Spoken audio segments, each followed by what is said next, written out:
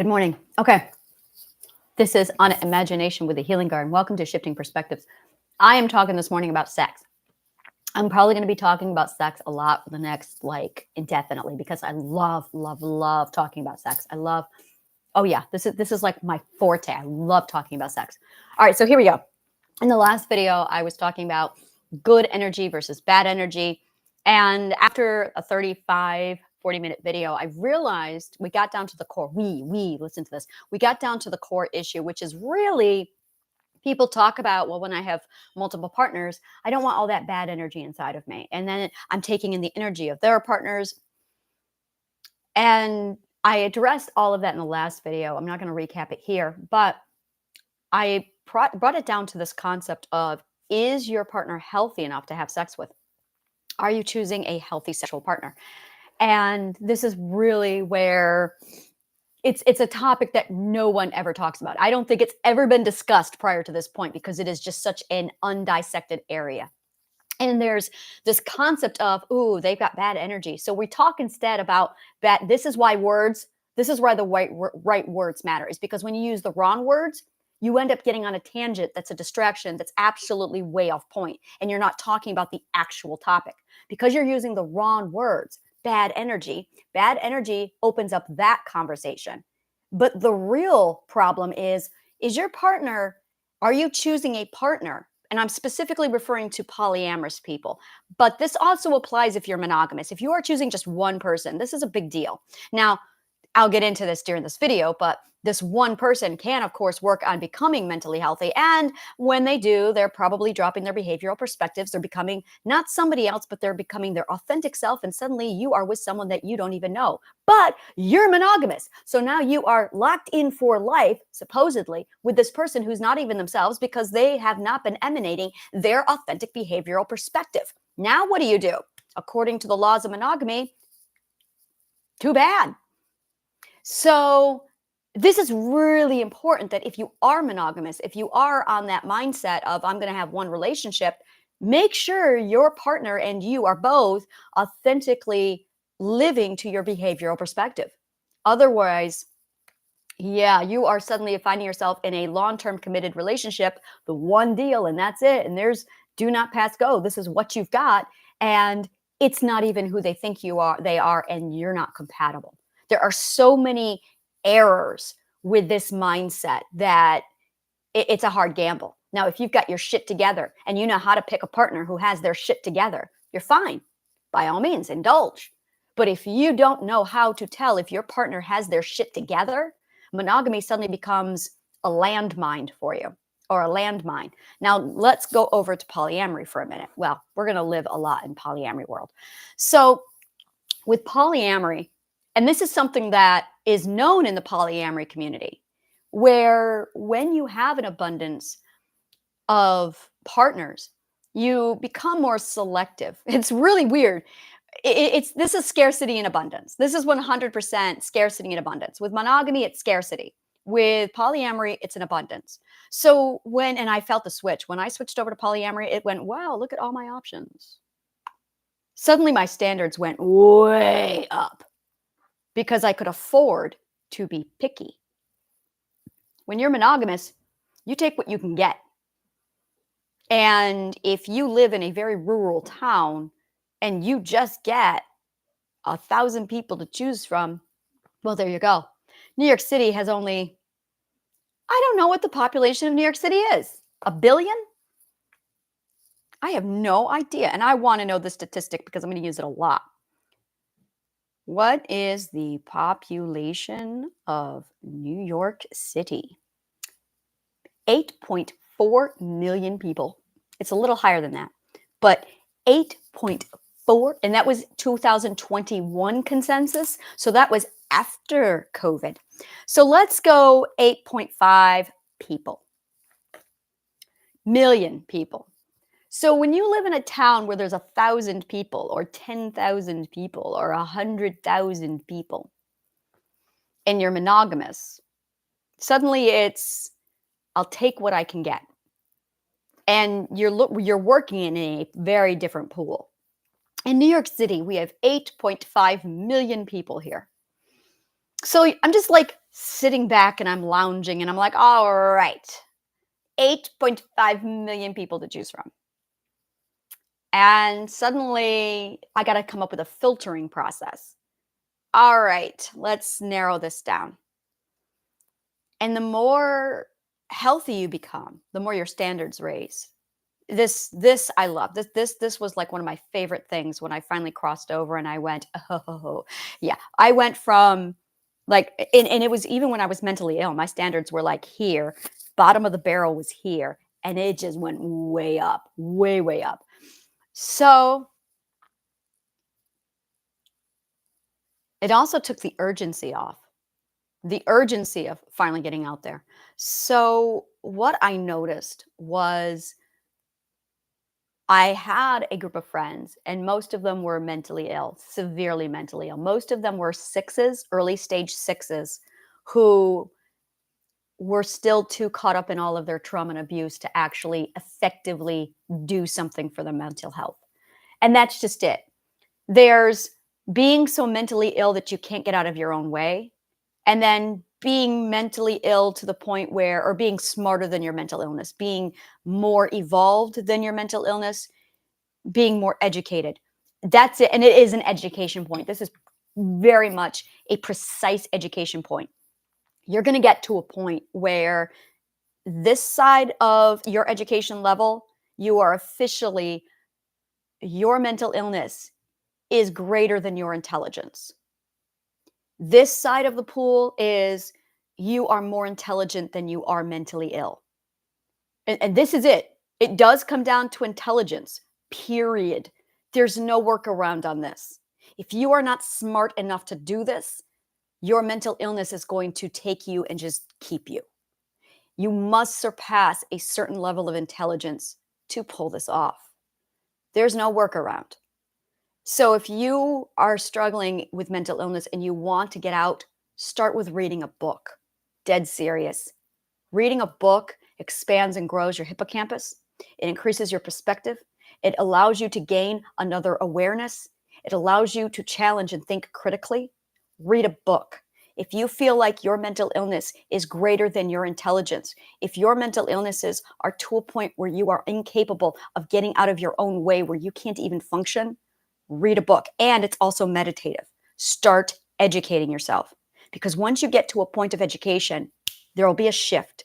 When that shift happens, you will then be able to come over your mental illness and begin managing it. There is no way out. This is it. There is only one path out of the darkness, and it is education. And in a world where we are instant gratification based, it's not going to work. Which is why I don't work with people who are less than fifth perspective, because people who are fourth perspective and under fall into a certain education bracket, and they cannot get out of their own way because the mental illness surpasses their education level. Which is why Triadic Healing is for intellects, is because you have to be a certain point of education in order to comprehend, in order to get out of your own way, in order to take over your mental illness and submit that, make it submissive. Your subconscious mind. You literally are playing dominatrix on your subconscious mind. That is literally what you are doing. It's just cut and dry. So when you have your mental illness, and you finally get your point to a point where you're better and you've got your shit together. And it's these memes I have found all over the place. I absolutely love these memes. It is, I have done too much mental work to not raise the standards on who has access to me.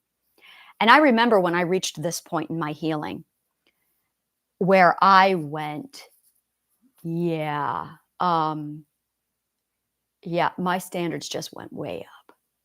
And suddenly I did so much mental work on myself that I valued me so much that suddenly there was a lot of people who lost access to me after that.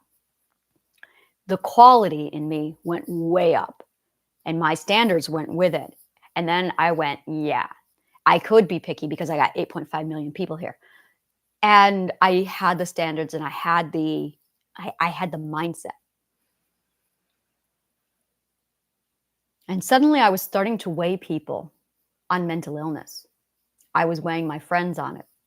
I noticed that 98% of my friends were more mentally ill than they were intelligent. I I could not, to have them in my life, first of all, did put me in danger. To have them in my life did compromise my safety. To have them in my life did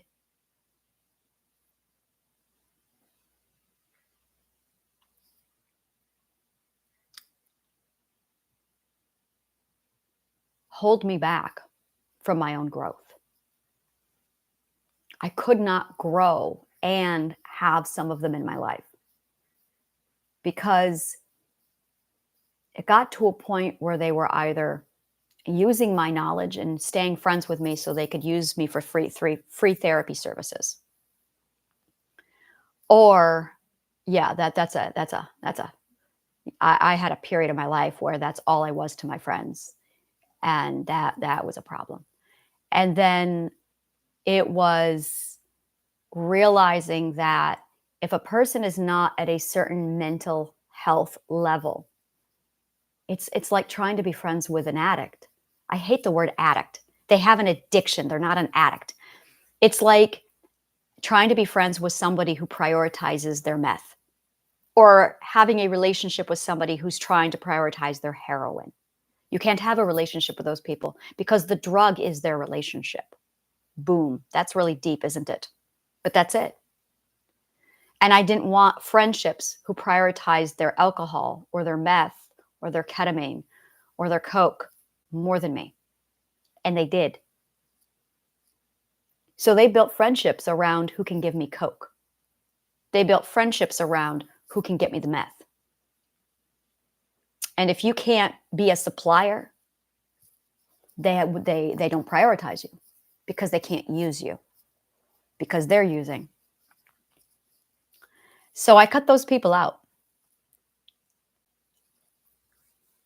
And I moved closer. I moved more this way. And it's funny because in this group, when I first got in the group, we were all very mentally ill. And we bonded over that mental illness. We were all sick and we had family.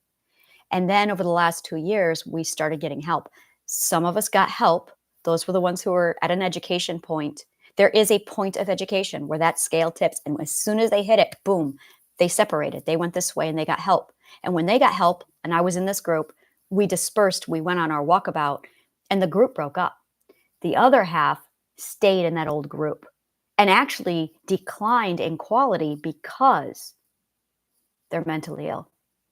And suddenly the people who were holding them up broke free because they went on to heal themselves on walkabout. And suddenly the group that was being sustained here, watch this. You have a person who's, let's put numbers on this. This is horrible, but let's put numbers on it. You have out of 1 to 10, you have a 10-person quality with mental illness. You've got a level 2 person with mental illness. And these two come together because they're both mentally ill.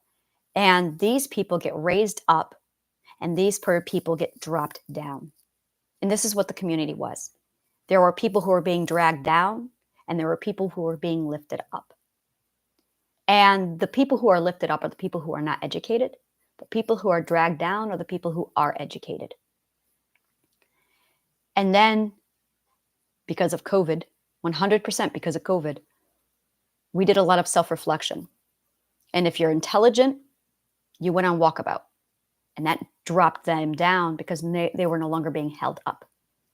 And it literally dropped the quality of the group way down. And then they kind of went over there. And there was a severance. There was a massive gap. And now the quality of that group is so low and so poor quality that it's like, yeah, we're done with that. So now we went off on our own way and we're all like drifting. I actually met one of my friends at a mixer on Monday. Very good friend. I haven't seen him in about 2 years, about a year. Yeah, about 2 years. And no, it's been a year since I've seen him. And we were both part of this community. We were both elevator people. We were both high quality, intelligent people holding people up. There was like 5 of us, in fact. All of my close friends were this way. And we went out we went and did our things. We went through a lot of personal shit and we went on walkabout and we grew. And they tailed off. So he and I met up at this mixer. He didn't know I was going to be there. I knew he was going to be there, like he and a couple other people. So I went to the mixer, like, yeah, I'm going to see friends. And we talked. And when we talked, it was this massive realizing that we both had gone and done mental work. And now we were coming back and we're both like, oh, we have a shared journey now because we're both on the same level. And something changed. We were both able to open up and show our vulnerable sides to each other. I've known this man for 2 years. Suddenly we were able to compare stories and be on the same page. Same thing with another one of my friends. So I'm seeing this happen all the way around. If you have the education divide, if the shift is there, if you are intelligent enough, then you will move on and grow. And if you are not, then you're just going to stay stagnant and worsen until you get smart enough to. People talk about there being a breaking point. And when you have that breaking point, it changes you. And that's when you turn your life around. That's not true. The breaking point is how intelligent you are. That's all it is. If you surpass the intelligence of your mental illness, if you are smarter than you are mentally ill, then you'll reach the breaking point. But if you're not, the drugs will kill you. It's that simple. It's how intelligent are you? Like cut and dry. There's no way around this. And I can't, and this is not book smart. This is intelligence. This is not how much information you know. This is basic, raw, evolved intelligence. This is the question. So how big is your hippocampus? Oh yeah, that's my turn on line. Yeah, that's absolutely my pickup line. I don't want to know how big I don't know if I can say that word on. I don't know if I can say that word on YouTube. So I'm not going to say it on YouTube because I don't know if I can. But you know what I'm saying. No, for me, it's so what is the size of your hippocampus? Like that's what I want to know. And once you get to that point, and that's really it, that's intelligence. It's not what you know. It's who you know. It's not what you know. It's what your intelligence base is. It's how large, how evolved is your hippocampus. Now, you can grow your own hippocampus. 95 hertz or the theta wave, listening to that 7 minutes a day, which is actually part of my self-care regimen. I have my people who meditate with me listen to that. And if you read, do mathematics, learn another language, any kind of education will grow your hippocampus. Do math numbers, geometry, anything like that. In fact, when you stepped into the original Library of Alexandria, University of Alexandria, that was a plaque that was on the door with "Let no man who has not studied geometry enter these walls," because your hippocampus has to be a certain point in order to understand what's going on inside. And it's the same thing with Triadic Healing. If your hippocampus is not at a certain point, you're not going to understand Triadic Healing because it's DIY. And if you're not smart, then it's going to go over your head. And I've watched it. I have pitched Triadic Healing. I have had workshops where I have had people in the audience who were not as intelligent and they perceived it completely different. I got things like, well, that's an interesting theory. And then I have people with extraordinary knowledge and intelligence going, oh my God, do you know what you have here? Like completely different reactions. And it's because Triadic Healing does go over the head of people who are within a certain intelligence bracket. But when you are in that level of bracket, there's a good chance you have more mental illness than you have intelligence. So now you've got barriers, you've got things consuming your energy space, your head spaces completely going into the mental illness. Nothing consumes energy like a mental illness. So now let's look at your sex partner, whether it be polyamorous, monogamous, the person you are choosing to have sex with. Are they mentally healthy? Are you bringing someone to your bed who is sick? Would you go to bed with a heroin addict? Think about it. I want you to really sit with this for a minute. I would not in a million years allow an alcoholic or a sex addict to touch. God, I hate those words. I hate those words. I would not allow anybody who struggles with heroin addiction or meth addiction or alcohol addiction to touch my body.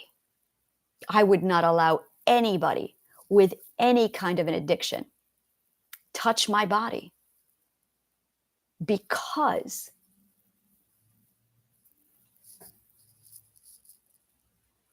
they're not healthy. They're sick. Bottom line, they're sick. And they are so sick that when I'm laying in bed with them, I'm not with them. I'm with their addiction. I'm with their mental illness.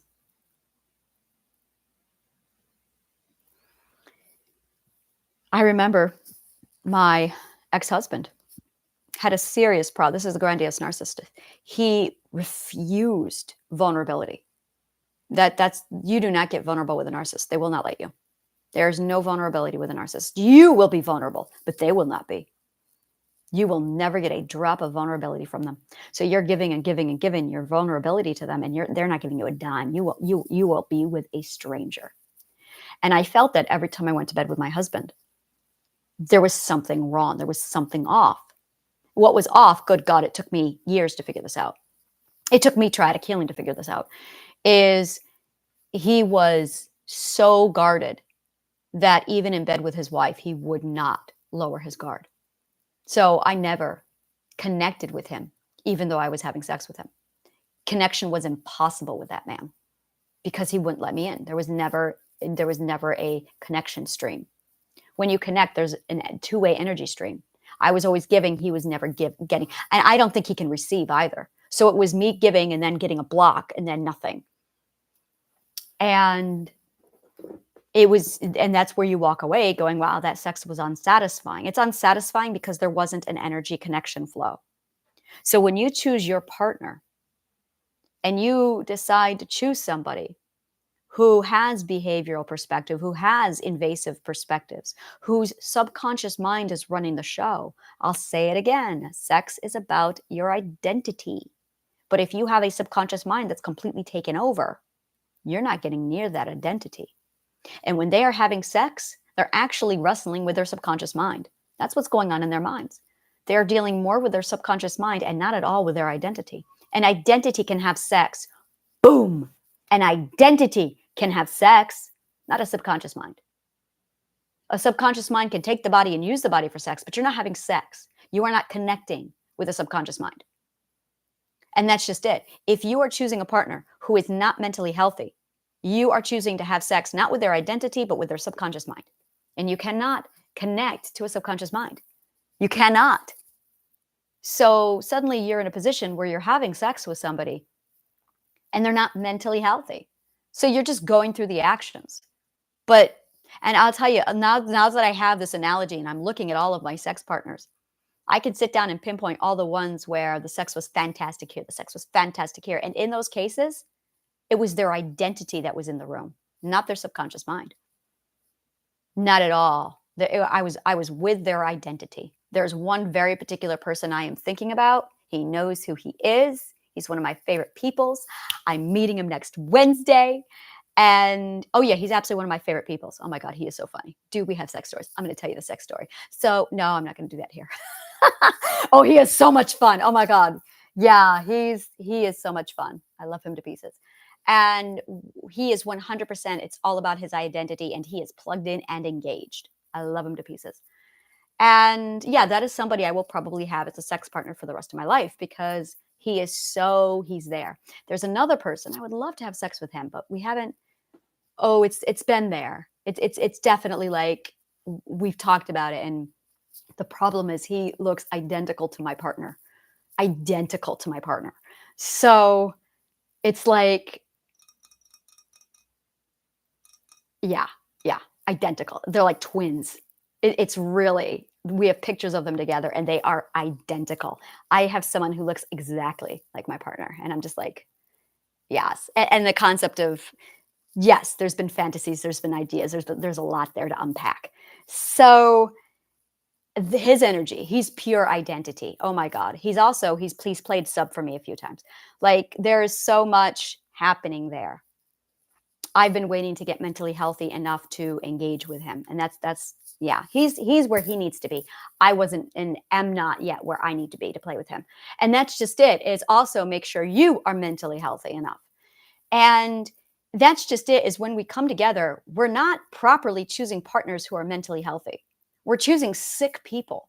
We're choosing subconscious minds or bodies without at all taking a look at the mental package. So suddenly you're in bed with somebody and it's bad energy. And then is your partner choosing healthy people as well? And not just physically healthy, mentally healthy people. Like, and that's really it. We don't talk about this. Mentally healthy enough to have sex with is all the difference between, are you engaging with their identity or are you engaging with their subconscious mind? And if you are engaging with their subconscious mind in bed, oh boy, do they have problems. You are not supposed to be bringing your subconscious mind to bed. You are not supposed to be bringing your subconscious mind to bed, because do you know what your subconscious mind is? It is your fear system.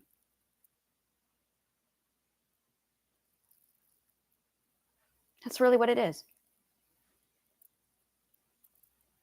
Every time you bring your subconscious mind to bed, it's your fear system. Your fear system is not compatible with your love system. Your identity is your love system. Now, it doesn't mean you have to be in love with your partner. Some people will say, well, it helps. Well, it depends. It depends on a lot. There are way too many factors in sex to have a black and white answer.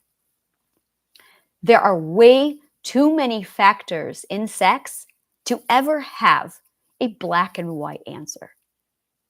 So, I don't agree with monogamy and I don't agree with polyamory, because they're too black and white. And sex does not work like that. The only thing that I have found that works with sex is the whim.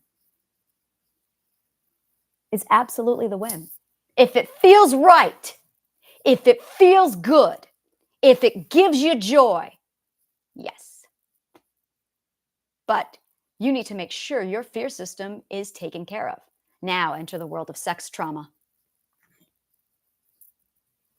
Bottom line, enter the world of sex trauma.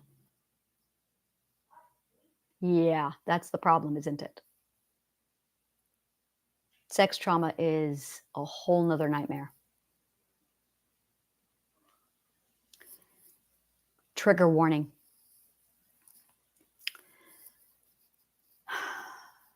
When you are raped, it's your energy that is being raped. Nothing more, nothing less. They are raping your energy. That's why it hurts so much. That's why it's such a huge, massive fuck in the head, is because when you are raped, they are raping your energy.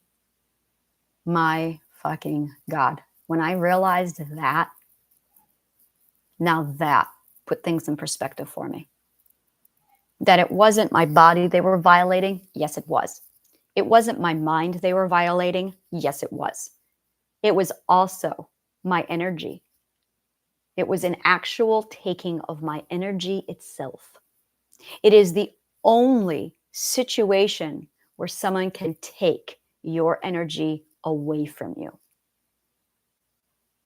Yeah, rape is fucking traumatic. And no. For someone to say to me that when you have a sexual partner and that energy stays with you for 7 years, when I was raped and I had people coming back a few days after that telling me, oh, well, that's energy that's going to be with you for 7 years. You know, in 2015, I had a therapist tell me that I was going to have mental illness for the rest of my life. Fuck that shit. No.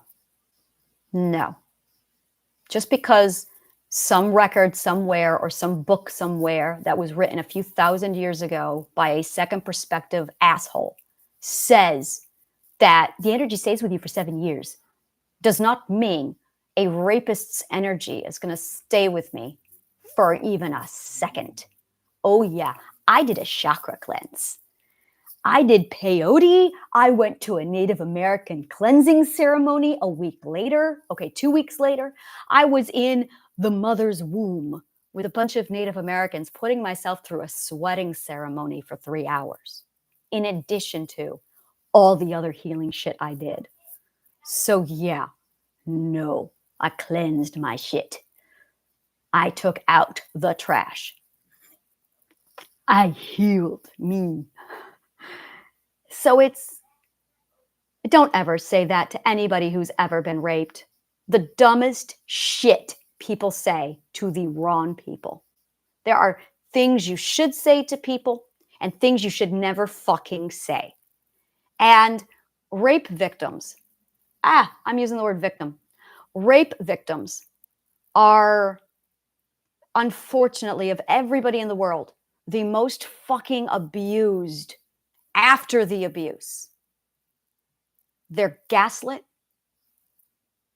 They're laughed at. They're shamed. They're told that they deserved it. They're mocked, publicly humiliated, thrown away, ostracized, abandoned, guilted for not pressing charges, shamed and pressured for not making your rape and your abuse about everybody else. And then people say to you, oh, you're going to have his energy in you for 7 years. Rape victims usually get double abuse. They get the rape, and then they get all of the abuse from everybody else in their life following the rape. That is why rape victims don't talk. That's it right there. There is a meme, not a meme. That was horrible. It's not a meme. There is a post going around the internet. Oh, I totally fucking shared that thing. I sent it around. And it was a 15, 16-year-old girl. She was wearing a normal summer outfit, and she was raped by a third perspective piece of shit in her rural town. And when her mother found out, when she told her mother said, you deserved it. That outfit is what got you raped. Maybe you'll learn now. In addition, the man who saw her in that outfit at the grocery store, who was also a pedophile, like 40 years her senior, made a comment about how that outfit was asking someone to rape her. By the way, it was just summer shorts and a tank top. So they are making people aware of this, and they're pushing it out there, and it's going through the channels to try and get it to go viral, to draw attention to the fucking disgust and abuse, the double abuse that goes on with rape victims. It's fucking horrible. I was laughed at by cops and told that I was an angry girlfriend after I was raped on 9/11. That's what I was told. So, making sure your partner is healthy enough, making sure you are healthy enough. You're not bringing their energy to bed with you. I mean, you are. What you're bringing is their mental disorders to bed. That's what you're really doing. You are bringing their mental illness to your bed. If someone has bad vibes, it's because they have mental illness. It's because you are picking up on their mental illness. The energy does not have bad energy. Mental illness contaminates the energy pool. It is piss. Somebody's just pissing in the pool. So when you are choosing partners, are you choosing mentally healthy ones, or are you choosing mentally ill ones? If you're choosing mental ill ones, yeah, you're going to be bringing a lot of contaminants. The thing is, we all talk with our subconscious mind. So if you don't know how to judge, read people, assess a person on how mentally healthy they are, then yeah, there's a good chance you're going to be bringing someone's mental illness into your bed. It's not the energy that's doing it. It's their mental sick. That is what you are picking up on, is their mental health or lack thereof. Which is why I have the rule that a person has to be friends with me for 2 years before I even let them into my circle of trust. Now, once you're in my circle of trust, oh yeah, sex is on the table if the whim says so. But if you're not in my circle of trust, it's not even discussed. And you're not in my circle of trust unless we have been friends for 2 years. And that's just it, really. So I have all these people who and we're all a poly. All of my friends are poly. I don't think I have, if my friend tells me they're monogamous, they're not my friend anymore. It's like, okay, yeah, we're not going to get along. And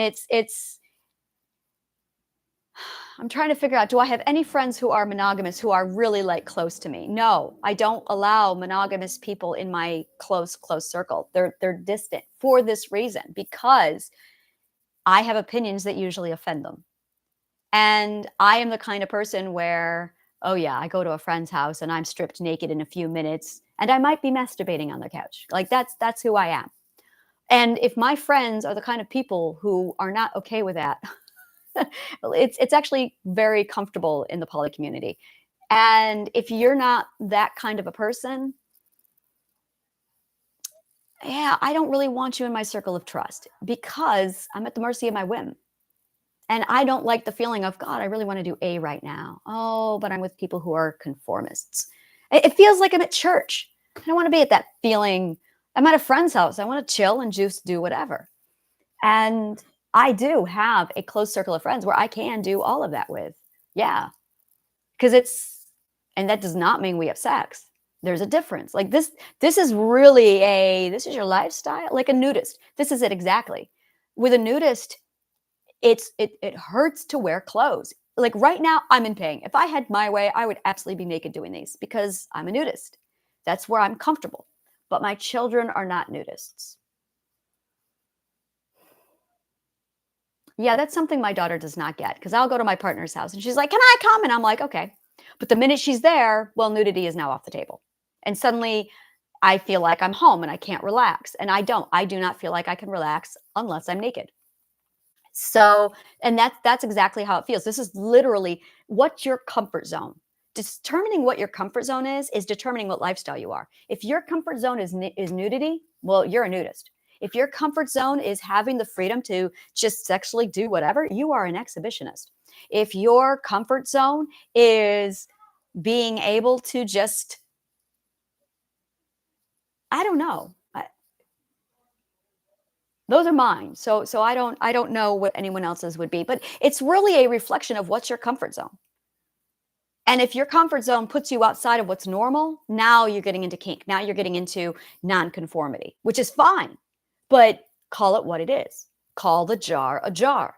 Don't call it, oh, you're contaminating the energy pool. They have bad energy. No. Okay, I say contaminating the energy pool all the time because they're peeing in the pool. But I know that the pee isn't energy. I know that the pee is mental illness, because my community and my friends now are all mentally healthy. Like, they are solid. And the ones that are not mentally healthy are at a distance, because don't pee in my pool. I don't want mental illness infiltrating and contaminating my pool. And that was one thing when I realized that I had that perspective gap. When I realized that my mental health was finally at a certain point, I had this massive, oh my God, I can't be around my friends, because they're not healthy enough. And they drag me down when I'm around them. And suddenly I'm giving free therapy lessons to a bunch of people who actually have no intention. They seek relief. They don't seek growth. That's really important. Are you seeking relief or are you seeking growth? Don't confuse the two. If you get into therapy and you're just there for relief, yeah, no, you're not going to go anywhere. You're going to quit therapy once you have the relief and you're going to go back to where you are.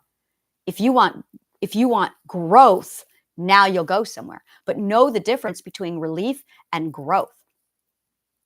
So if you have a current partner right now and their mental health is depleted, now if you're in a monogamous relationship, technically you're supposed to stay by them through the whole healing process. But be aware that at the end of it, they're probably going to come out somebody different, because you married their subconscious mind. You married their subconscious mind, not their identity. Oh yeah, we're going to do this. This is like a whole relationship thing that I do, where it's, when you meet somebody, are you meeting their subconscious mind or their identity? When you have sex with them, are you having sex with their subconscious mind or their identity? And it takes 2 years to figure out which is which if you are not a trained psychologist. It takes 2 years. to figure out what you're dealing with if you are looking for it.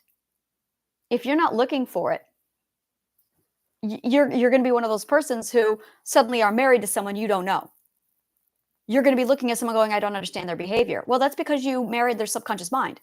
You have a person, and this is really the misconception that we really need to blow out of the water. You are not one person. You have 6 people inside of you. You have, boom, your ego. Your ego is just the shell. It's the package. It's the outward shell. You have your subconscious mind. You have your fear system.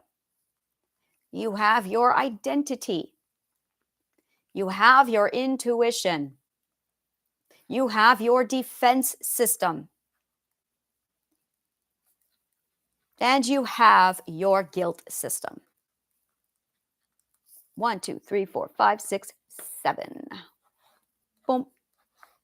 Wait, the guilt system is part of the fear system. 1, 2, 3, 4, 5, 6. Yeah, there it is. Fear and guilt system are together.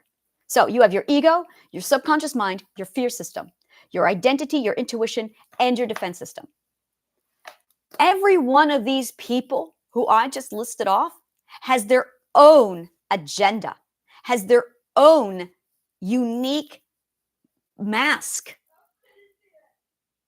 Every one of them has their own behavioral perspective. And when you meet somebody, it is the ego, that outward ego, that is hiding everybody inside. And if you are healthy, then your identity and intuition and defense system are running the show. That is you. That is your ethics. That's your ethical perspective. That is you. You. But your subconscious mind, your fear system, and your guilt system, that isn't you. That is your sponge. That is your sponge. Your sponge is the thing that absorbs the environment so it can survive. Well, how old is your subconscious mind? If your subconscious mind is 2 and you are ethically at age 6, it's not going to work. You are now meeting somebody who's a 2 and you're falling in love with a 2 and you are interacting with a 2. And then later on you find out, oh my God, they're a 6. We are not on the same page. I married a fucking hippie. I thought I was marrying a Jesus lover. And now I've got a hippie. What the fuck is this shit? That's why someone goes from being Jesus lover to hippie. That's why someone goes from being a good, decent American citizen, Republican, to a hippie. It's because we are falling in love with subconscious minds. We are taking to bed subconscious minds. You're falling in love with a Venusian mask without any clue that there's an identity underneath all of that. You have no clue. And you're not going to see that for 2 years. You are not going to see their authentic self for 2 years. If you're lucky, they've got to be so comfortable with you that they drop their defense. One of my friends who I don't know what we're doing yet. We're trying to figure out what we're doing. Things feel good. We like each other. There's been things. And I've known him for 2 years. I love him. Every time I see him, I'm like, yay! And I'm happy and I'm in my happy place. We've hung out. My God, have we hung out. And we're not even having a date next week. We're having a let's hang out. And we're probably going to discuss, so let's talk about your subconscious mind and your mental health and where you're at. So even as friends, we're not jumping into it. We're assessing each other because we both are consciously aware and we're both like, are you somebody who I want to get involved with? And if we do, what's it going to look like? What's it going to be? So we are deliberately and intentionally going into this thing. And it's an assessment. So even if you're poly, you're not jumping into bed randomly and stupidly. It's quite a precision. It's a thing. And it's got me thinking things like, what am I willing to do? What am I willing to handle? And I realized it's got to be whimsical. It's got to be whimsical. It has to be absolute bottom line. I can't function inside the patriarchal system. And that includes all of the relationship standards and archetypes. I can't do it. And if you call me a girlfriend, oh, that's the fastest way to lose me. I have dumped people for calling me a girlfriend. Yep. I can't. Nope, nope, nope. That's a line. I do not use those words. So when I hear those words, no, I am so far separated from the patriarchy. Those words don't work for me. And it's I come with two very strong understandings that my priority is going to fall to this person, and I am very whimsical driven. So I can solidify a single plan. That's all I can do. But if you want time from me, oh, that's not going to work for me. No, I can't do schedules. I can't do there's a lot that I can't do. There's a lot that I can't do. And one of the things that I'm huge on is I do not go to events with anyone except my partner, because I don't want to have the conflict and the pain in the ass factor of I'm going to this event. Who are you going to go with? And then I have to choose. No, I don't want to do that. I don't want to go to an event where my primary partner is there. And then, and if something happens, I got to immediately, like, I'm on call for my primary partner. And I know his quirks. I know his strengths, weaknesses. I know what could happen, which means I'm on standby. And if I'm with somebody else, I can't do that. And I'm not going to try. That's my, okay, I'm not good at this, so I'm not going to try to be good at it. I'm just that's no. So it's a beautiful, yeah, I'm really loving my life. I'm really loving where everything is. And it's starting to really put in perspective where things are for me. Oh yeah. And I need to have a long talk with my partner when I'm done with this, because I just had a lot come to light. But yeah, this is it really. This is it. Yeah. Yeah. We're about to strip away all the delusion between us. That's what this is.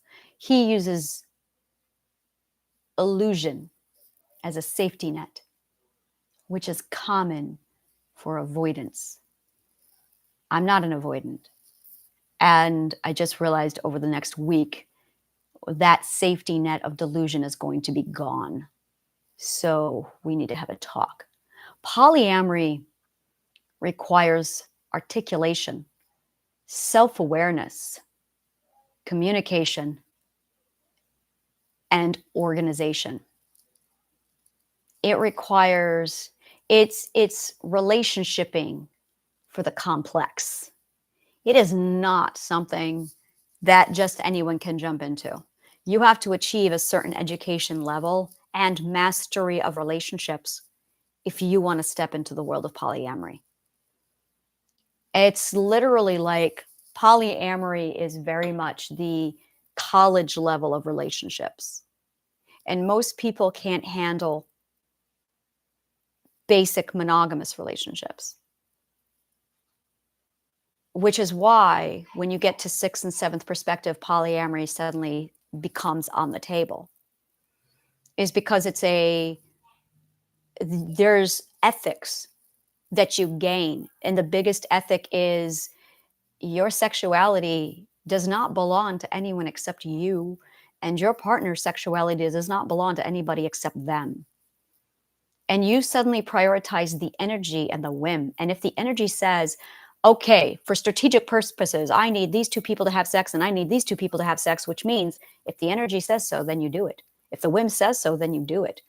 If you need to go to a certain place, then you do it. You obey the energy, because when you get to level 7, loyalty is turned over to the energy pool. And that's something that people don't get until you get to the 7th energy, the seventh energy. Yeah. Oops. The 7th energy. So that when you're finally there, you're going, I can't be loyal to a man or a human being anymore, because my loyalty must lie with the energy. You become a servant of the energy. It becomes your master. And when you start to manifest, when you're in the 7th perspective, you stop manifesting things that are trivial. You start manifesting things like align the energy, align my energy, align my partner's energy. Now, I don't know where that's going to put he and I, but align it. I prioritize his alignment and my alignment above all else. Align with the energy. Align the energy. That's all I care about. That's the priority. And that's the other thing. My partners must be aligned with the energy, which means my partners have to be seventh perspective or higher. Because if they are not aware of this loyalty and alignment, we're not going to get along. Sixth perspective and below is all about control. Seventh perspective and up is all about trusting the energy. And that's the difference. So when a sixth perspective is talking about manifesting, a fifth perspective is obsessing about manifesting. I'm looking at you going, control.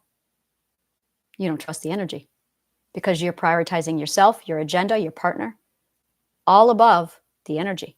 What if your desires contradict the energy? Then what?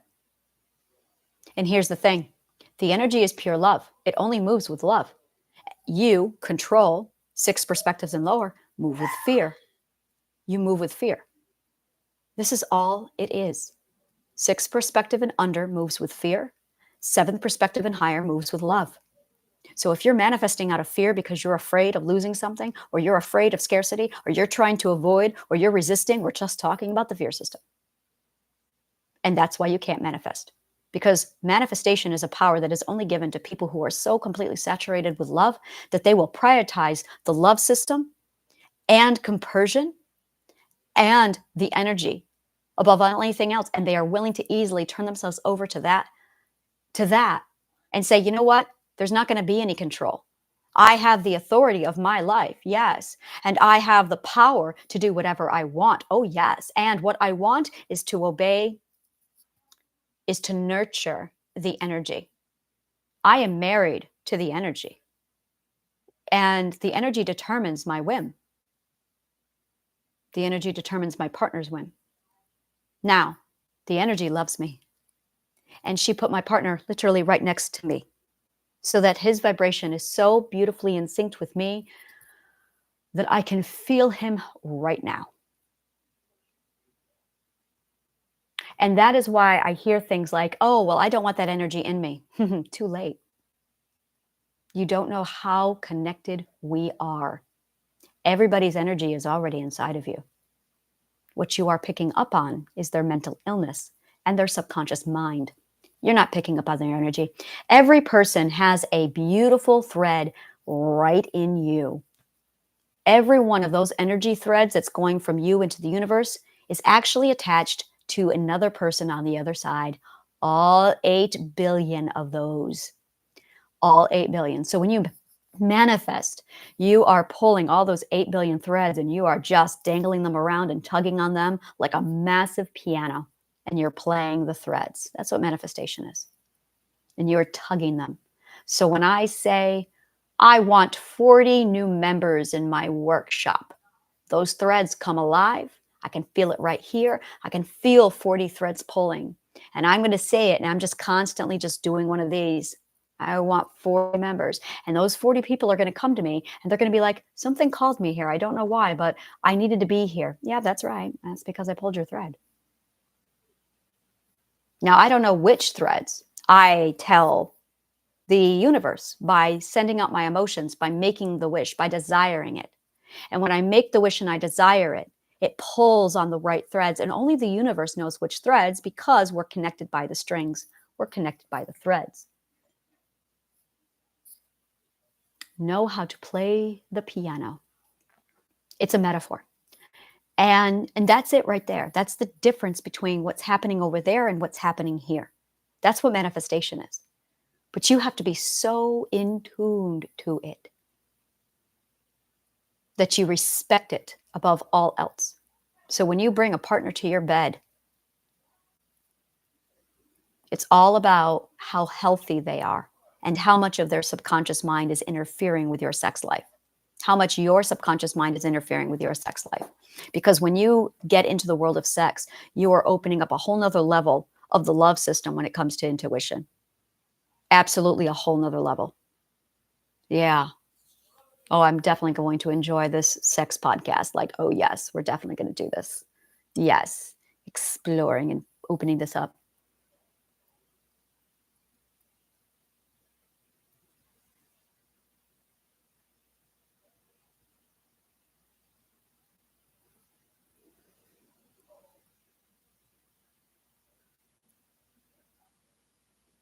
Yeah, definitely. I have my answers. All right. Thank you so much. If you love shit like this, go ahead and like, subscribe, follow, comment below. Let me know what part of the show resonated with you, and donate to the garden. Help the garden grow. The link is below, and become a member. Yes, become a member. I do communication classes, boundary classes, emotional management classes, Power of Self workshop every Thursday at 6 p.m. Eastern Standard Time in Journey into the Self.